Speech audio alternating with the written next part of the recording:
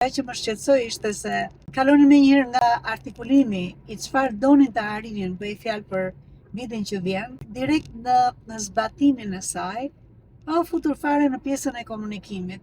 Dhe ju e dini që te Formula X, pjesa e komunikimit ka të bëjë me rëndësinë e 3 objektivave kryesor që personi vendos për 90 ditë të ardhshme ose për 12 muaj të ardhshëm. Dhe nëse artikulimi është bërë i qartë çfarë do harjes, nëse nuk ulesh të bësh punën, pse do ta bësh të gjën, sa të rëndësishme janë të treja këto si objektiva.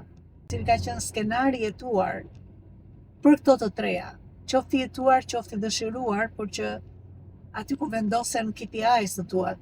Cili është skenari ekselent që do të arrish, pse do ta bësh të gjën.